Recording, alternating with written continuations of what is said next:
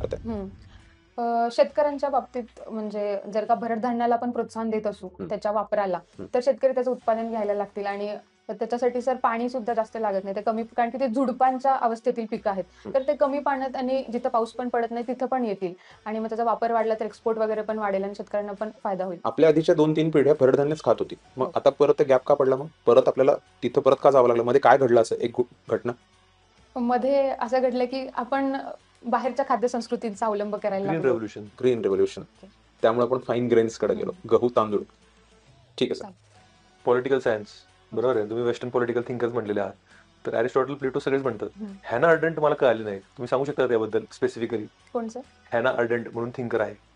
अं, नाही सर, नाही सांगू ॲन रँड बद्दल सांगू शकता का? नाही सर. नाही सांगू शकत. वाचायचंय. बरं, ठीक. हो, आता तुमचं ऑलरेडी सिलेक्शन झालेलं आहे. हो. आता का तुम्हाला सिलेक्ट करावं? दुसऱ्या कोणाला तरी संधी देऊ ना आपण.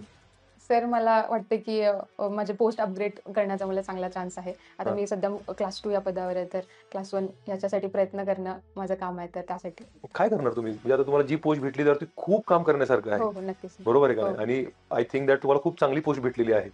तर तुम्ही टॅलेंटेड आहात. तुम्ही त्या पदावरती काम करा आणि तुमच्यासारखी दुसरी कुठली मुलगी असेल, मग त्याला आम्ही मुलगा किंवा मुलगी टॅलेंट त्याला घेऊ आपण.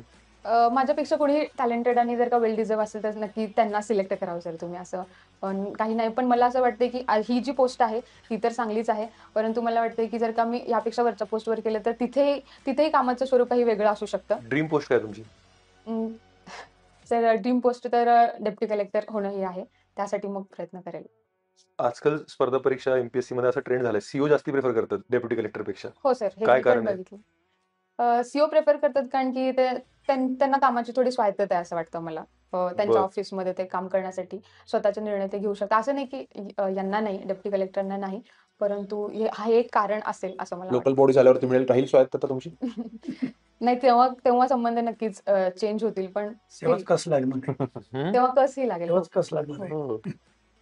ते असू शकेल कारण पॉसिबली. बरं. तुम्ही स्वतःला 10 वर्षानंतर कुठे बघता?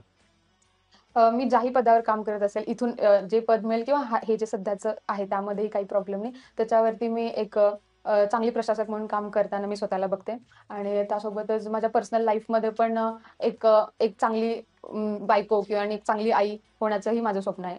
अशा जागी मी बघते स्वतःला. मोठा सगळ्यात रिग्रेट काय तुमच्या लाईफमधला? रिग्रेट आता मला आठवत नाहीये.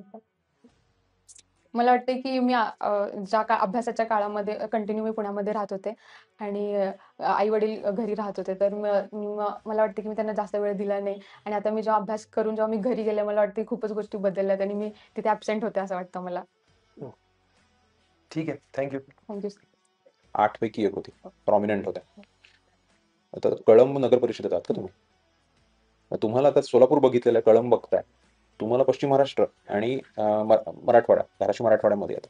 तर याच्यामध्ये काही सोशिओ कल्चरल डिफरन्सेस लक्षात येतात का? नागरी प्रशासनाच्या दृष्टीनं? गुड. हो सर, येतात काय म्हणजे काय सांगू शकाल तुम्ही? मला वाटते की सोलापूर महानगरपालिकेच्या भागामध्ये येतो. तर तशा प्रमाणातल्या सोयी-सुविधा ज्या आहेत, जसं की पायाभूत सुविधा असतील आणि इतरही वाहतूक असेल किंवा मग शिक्षणाच्या सुविधा असेल, त्या बऱ्यापैकी सोलापूरमध्ये पाहिल्यात कंपॅरेटिव्हली कळंब, धाराशिव आणि त्याच्यानंतर पण कळंब अजून ते डेव्हलपिंग आहे. पूर्णतः डेव्हलप्ड नाही. कळंबमध्ये एकच मोठं कॉलेज आहे. त्यामुळे सगळ्यांना मग कॉलेजसाठी बाहेर जावं लागतं. तर अशा गोष्टी आहेत अजून. डेव्हलपिंग आहे असं. पूर्णतः अंडर डेव्हलप म्हणणार नाही, पण कामं सुरू होती तिथे. आणि ओव्हर पॉलिटिसायझेशन दिसतं का तुम्हाला मग उस्मानाबादमध्ये? हो सर. मग त्याचा तुम्हाला प्रशासनात फायदा होतो की अडसर वाटतो? अडसर पण मी म्हणत नाही. मला वाटतं की ते त्यांचं काम आहे आणि आपण आपल्या पद्धतीने आपले काम केलं पाहिजे. लोकशाहीमध्ये कोणाच्या मताला जास्त किंमत असायला पाहिजे? लोकप्रतिनिधींच्या की प्रशासकांच्या? लोकांच्या मताला जास्त किंमत असायला पाहिजे. पण लोकांचं मत तुम्ही प्रत्येक वेळी नाही ऐकू शकत ना, म्हणून लोकप्रतिनिधी आहेत ना तिथे. हो, हो, हो. नक्कीच. मला वाटतं की दोघांनी समन्वयाने काम केलं तर नक्कीच लोकांचं काम चांगल्या पद्धतीने होऊ शकतं. त्यामुळे ठीक आहे. तुम्ही फिलॉसॉफर किंग बद्दल बोललात.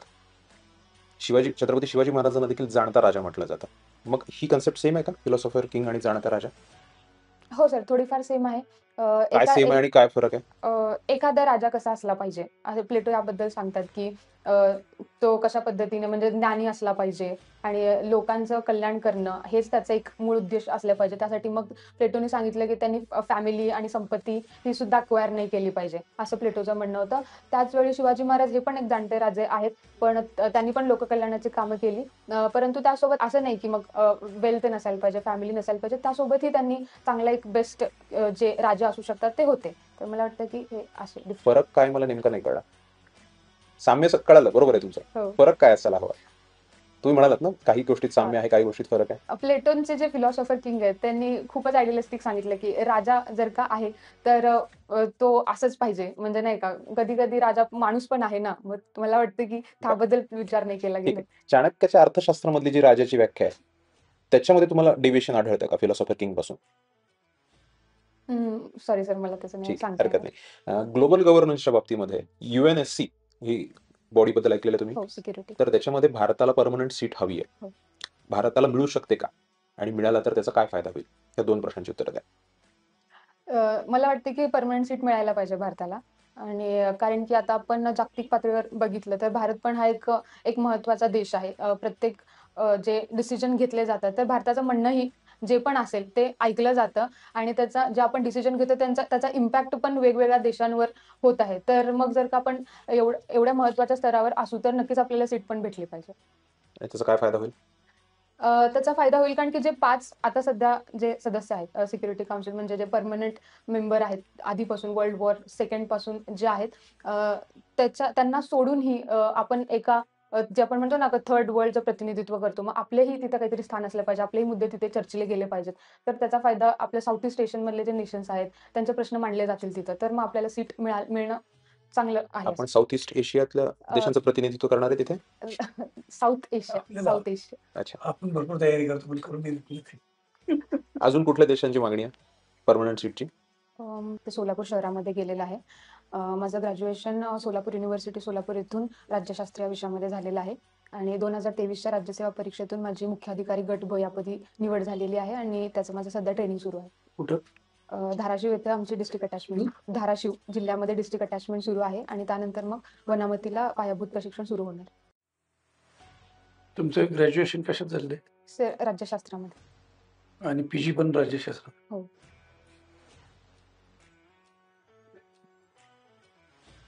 हॉबीज काय आहे? माझी हॉबी कुकिंग आहे. कुकिंग, स्वयंपाक कुकिंग. करायचा. हो. Very good. राज्यशास्त्रातला कुठला तुमचा आवडता पार्ट? सर राज्यशास्त्रामध्ये मला वेस्टर्न पॉलिटिकल थिंकर जे आहेत ते वाचायला आवडतं. सांगा बरं 2 वेस्टर्न पॉलिटिकल थिंकर. सर पहिलं तर प्लेटो. प्लेटो आणि अरिस्टॉटल यांच्याबद्दल सांगेन मी. प्लेटोनी ज्या थेरीज मांडल्या त्यापैकी इम्पॉर्टंट थेरीज होत्या थेरी ऑफ आयडियल स्टेट, त्यानंतर फिलॉसॉफर किंग आणि थेरी ऑफ एज्युकेशन अशा थेरीज त्यांनी मांडल्या आणि एक आदर्श राज्य कसं असलं पाहिजे, राजा कसा असला पाहिजे आणि समाजातील प्रत्येक वर्गाने त्यांना जे काम दिलेलं आहे ते त्यांनी जर का नीट केलं त्याला प्लेटो न्याय म्हणतो. प्लेटो म्हणतो की everybody should do what they ऑट टू डू म्हणजे प्रत्येकाला जे काम नेमून दिलं आहे ते जर काय प्रामाणिकपणे आपण करत असू तर ते एक आदर्श राज्य होईल असं प्लेटोचं म्हणणं आहे. आणि त्याच्यानंतर अरिस्टॉटलने ज्या थेरी मांडल्यात Aristotle actually father of political science असं म्हणलं जातं कारण की त्यांनी या विषयाची शास्त्रशुद्ध पद्धतीने अभ्यास करण्याची सुरुवात तर त्यांच्यापासून झाली.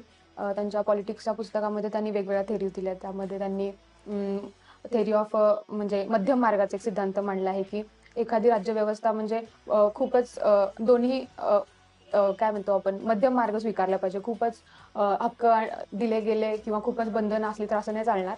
तर एक मध्यम मार्ग असायला पाहिजे असं म्हणतात. प्लेटो आणि अरिस्टॉटलच्या थेरीज एकदम आदर्श होत. पण इम्प्लिमेंटेशन झालं का तसं? सर प्लेटोनच्या थेरी आदर्शवादी होत्या तर आम्ही म्हणेल की अरिस्टॉटलच्या थोड्या रिअलिस्टिक होत्या. त्यांचं इम्प्लिमेंटेशन करण्याजोगं होतं. करण्याला विरोध झाला. करण्याजोग्या होत्या म्हणजे असं. करण्याजोगं. हां. कुठले होते अरिस्टॉटल?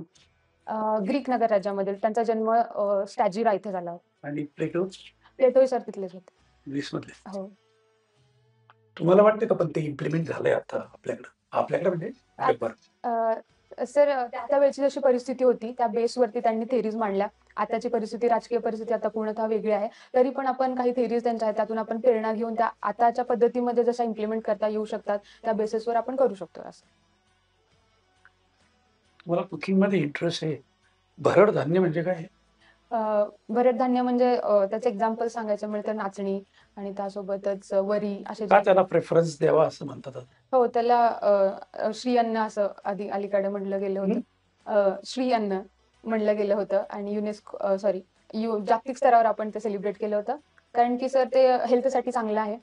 ज्यांना वेट लॉस करायचं आहे त्यांच्यासाठी ते एक उत्तम खाद्य आहे आणि ते ट्रेडिशनली पण खाल्लं गेलं होतं. आता नाही की ते आताच काही नवीन आलंय. ते आधीपासून खाल्लं जात होतं. कुठेतरी दुर्लक्ष झालं होतं त्याच्याकडे. पण सध्या हेल्थ साठी का चांगलं आहे ते? सर त्याचा एक फायदा म्हणजे की भूक थोड्याशा प्रमाणात आपण खाल्लं तरी आपल्याला भूक नाही लागत. नाही, नाही. फायबर्स ते बरोबर आहे तुमचं. हां. ते तर एकदम करेक्ट आहे. हं. पण समजा आयर्न कंटेंट आता नाचणी हां, घेतलं, हां. तर त्या स्वरूपात कसं चांगलं आहे ते? हो, आयर्न कंटेंट वगैरे पण आहे. तेवढे डिटेल मला सध्या त्याबद्दल माहिती नाही. ग्लायसेमिक इंडेक्स काय असतो? म्हणजे एखाद्या जेवणामधून किती ग्लुकोज आपल्या बॉडीमध्ये म्हणजे ते खाल्ल्यानंतर किती किती साखर वेळात? हां, ते रिलीज करतं. त्याच्यावरती एक आधारित इंडेक्स असतो भरड त्यावेळेस. धान्याचा कमीच असतो. हो, तो कमी असला पाहिजे. ओके. ते हेल्दी मानलं जातं. तुम्ही कुठे सर्व्हिस करतात? सर आता सध्या धाराशिव जिल्ह्यामध्ये कळंब ही नगर परिषद आहे. तिथं आमची डिस्ट्रिक्ट अटॅचमेंट सुरू आहे. हां. त्याच्यानंतर मग वनामती नागपूर येथे फाउंडेशन सुरू होईल. म्हणजे आता ट्रेनिंग पिरियड आहे. हो, हो, सुरू आहे. धाराशिवला मराठवाड्याचं प्रवेशद्वार म्हणतात. का म्हणतात? पश्चिम महाराष्ट्राच्या म्हणजे लागून असलेला पहिला धाराशिव जिल्हा आहे त्यामुळं धाराशिव जिल्हा तर तेलंगणाला लागून आहे, कर्नाटकला लागून आहे. सॉरी सर मला माहिती नाही त्याबद्दल. बर. सोलापूर स्मार्ट सिटी अंतर्गत सोलापूर शहराची निवड झालेली हो होती. सर. तुम्ही आता मुख्याधिकारी आहात. हो. स्मार्ट सिटी कधी लॉन्च झालेली स्कीम 2015 आणि सोलापूर कधी नॉमिनेट झालं होतं? नॉमिनेट मला नक्की माहिती नाही. आज तुम्ही सोलापूरकडे बघता तेव्हा तुम्ही असं म्हणाल का की स्मार्ट सिटी सोलापूरच्या कंटेक्समध्ये यशस्वी झाली?